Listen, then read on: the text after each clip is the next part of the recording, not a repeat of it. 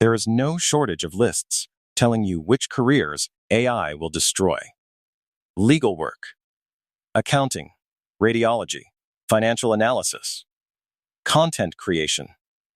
The lists are long, and the headlines are alarming, and most of them share the same problem. They tell you what is at risk, without telling you why.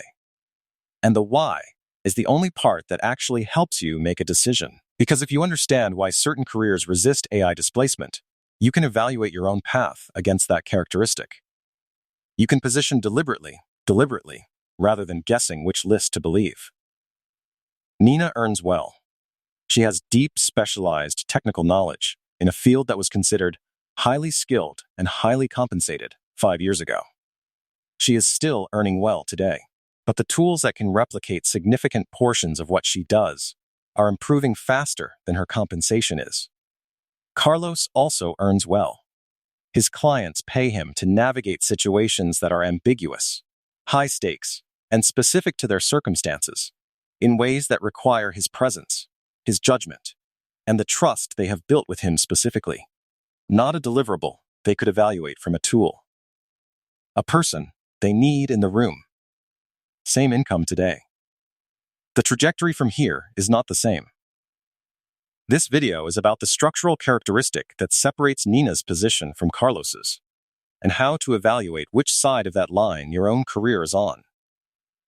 The AI-proof career conversation is dominated by two frameworks, both of which are incomplete. The first says, creative and social careers are safe. Technical and analytical careers are not. This is too simple. AI is producing creative output at scale, and many deeply social roles are being augmented in ways that reduce headcount. The second says, complex, high-skill careers are safe, because AI cannot match human expertise. This is also too simple. AI is matching, and in some domains exceeding human expertise in specific technical tasks faster than most experts expected. Both frameworks focus on what the career requires of the person doing it. Neither focuses on the structural relationship between the person and the outcome they produce. That relationship is the thing that actually predicts AI resistance. And once you see it clearly, the lists stop being useful, and the structural question becomes the only one worth asking about your own path. The World Economic Forum's 2025 Future of Jobs report identified the fastest-growing high-compensation role categories as ones sharing a specific characteristic they require human judgment applied to context-specific. High-stakes situations where the identity and trust relationship of the person delivering the outcome is inseparable from the value of the outcome itself. That is a dense formulation. What it means in practice is this. There are careers where what you are paid for is the output, the analysis, the document, the code, the design. The output can, in principle, be evaluated independently of who produced it. A better tool that produces a better output is a direct substitute. And there are careers where what you are paid for is not separable from you. The doctor whose patient trusts them to make the call about a treatment that affects their life. The lawyer whose client needs them specifically to navigate a negotiation where the relationship and the judgment are the product. The executive coach whose value is constituted entirely by the trust the client has placed in their specific perspective on a specific situation. In the first category, AI is a competitive threat. A better tool producing better output competes directly with what you provide. In the second category, AI is a productivity tool. It makes you more capable. It does not replace you, because the value was never in the output alone, it was in the inseparability of person and outcome. Carlos is in the second category.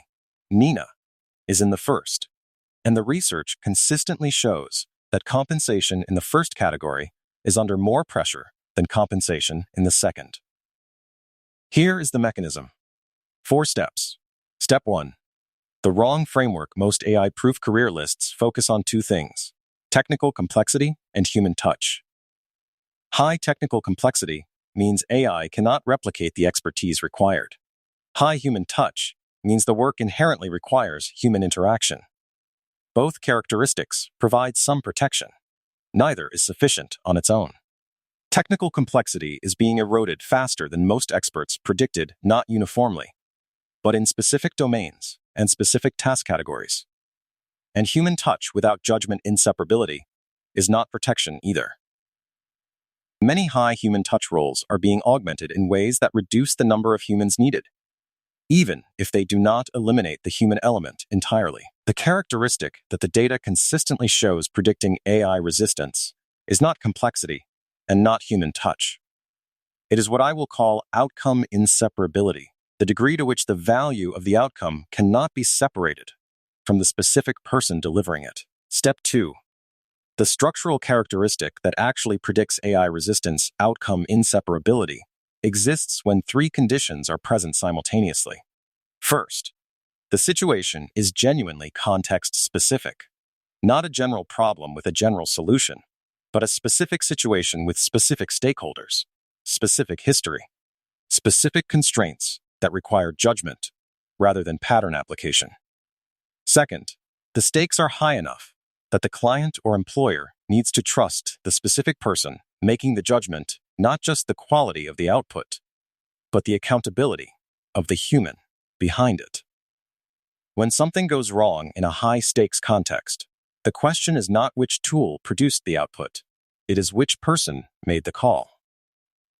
Third, the relationship itself carries value. The client, who has worked with Carlos for 5 years, is not paying for analysis that any qualified person could produce. They are paying for Carlos's understanding of their specific situation, built over 5 years, applied to a problem they are facing now. That understanding is not transferable to a tool.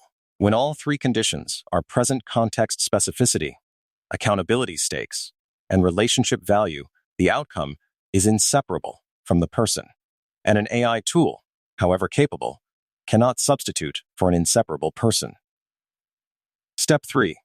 The career categories that consistently show this characteristic. 4 broad categories consistently demonstrate outcome inseparability across the research. High-stakes advisory roles. Lawyers navigating complex negotiations. Financial advisors managing significant personal wealth through major life decisions. Medical specialists making judgment calls on difficult cases. The common thread is not that AI cannot produce relevant analysis. It can, and increasingly does. The thread is that the client's trust in the specific human making the final judgment is the product, and that trust cannot be transferred to a tool. Leadership and organizational navigation. Senior leaders managing complex organizations through uncertain conditions. The value is not the strategy document. It is the human who can read the room, build the coalition, and navigate the politics. Context-specific, high stakes, and constituted by relationships that are specific to the person. Trust, dependent client work. Therapists, executive coaches. Certain categories of consulting, where the relationship is the service. The output matters. But the output is inseparable from the person producing it, because the client chose that person specifically, and the value is embedded in that choice. Creative work, where the human origin is the point. Not all creative work AI is competing directly in many creative categories. But creative work, where the identity of the creator is part of the value proposition. The architect, whose aesthetic judgment clients are buying alongside the design. The writer, whose specific perspective is what the audience is paying for. Carlos is in the first category. His clients pay him to apply his specific judgment to their specific situations in contexts where accountability matters. Nina is producing outputs that are excellent and increasingly replicable. Step 4. How to evaluate your own path. 1 question. Honest answer required. Do your clients or employer pay for your output, or do they pay for your judgment applied to their specific situation? If the answer is primarily output, the analysis, the document, the deliverable that gets evaluated on its merits independently of who produced it, that is the exposure. Not immediate, not catastrophic, but directional and real. If the answer is primarily judgment in context, the call you make about this specific situation for this specific client at this specific moment, that is, the protection, and the degree to which the relationship, the accountability, and the context specificity are embedded in what you provide, determines how strong that protection is. Most careers contain both. The question is, which is the larger portion, and which direction that ratio is moving? Same income. Two different structures. Nina's income comes from the depth of her technical expertise in a domain that commanded significant compensation because that expertise was scarce. She produces excellent work. Her outputs are consistently high quality. Her clients have been satisfied. But the tools that can produce comparable outputs in her domain have improved significantly in the last 2 years. Not perfectly, not in every case, but well enough that the conversations her clients are having about how they use her services are different from the conversations they were having 3 years ago. The work is getting done differently. The number of her that they need is a question they are now asking. Carlos's income comes from a different source. His clients do not hire him to produce outputs. They hire him because when they face a high-stakes decision in a complex situation with significant consequences, they want his specific judgment applied to their specific circumstances, and they want him accountable for the call. AI tools have made Carlos more effective. He uses them extensively. They help him process more information, produce better analysis, and serve his clients more comprehensively. They have not made him more replaceable. Because the thing his clients are paying for is not the output the tools help him produce. It is his judgment, his accountability, and the trust they have built with him specifically over years of working together. Same income today. The structures producing those incomes are not equally durable. Which structure does yours more closely resemble? Worth thinking about and worth sharing in the comments if you are working through this for your own role. You are not alone in trying to figure out where the line is. 1. Diagnostic. This week, look at the last 3 significant pieces of work you delivered. For each one, ask 2 questions. First, could a client or employer evaluate the quality of this work without knowing who produced it? If yes, that work is primarily output. The value is in the deliverable, not in you specifically. Second, would my client or employer have been meaningfully less satisfied with an equivalent output produced by a different qualified person or a well-prompted AI tool? If no, the value is in the output, not in the inseparability of person and outcome. If your honest answers to both questions point consistently toward output rather than inseparable judgment, you have a read on your exposure that is more useful than any industry report.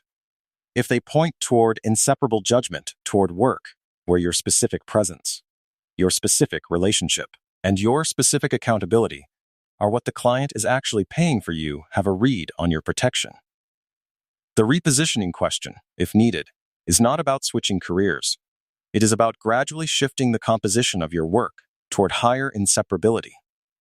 Taking on the client relationships that require trust, rather than just the project work that requires output. Building toward the advisory layer, rather than staying in the analytical layer. Making the judgment calls, rather than only producing the analysis behind them. Nina and Carlos are both earning well today. The structures producing those incomes are not equally durable, and the direction of travel as AI continues to improve at output production and continues to be unable to substitute for person-outcome inseparability is not ambiguous. The careers that will remain highly compensated are not the ones that require the most technical complexity or the most human touch. They are the ones where the person delivering the outcome cannot be separated from the value of the outcome itself, where the client's trust in the specific human is the product, where the accountability is personal and real, where the context specificity and the relationship history are embedded in what is being provided in a way that no tool can replicate. The question for your own career is not which list you appear on. It is whether what your clients or employer are paying for is your output or your judgment, applied to their specific situation, with your accountability behind it. Those are different things. They command different compensation for different reasons. And they face different futures as the tools keep improving. Knowing which category you are in is the diagnosis. Knowing how to position from where you currently stand toward the more protected category is the harder and more useful question. That positioning has a structure, and it is worth understanding precisely. That is what comes next.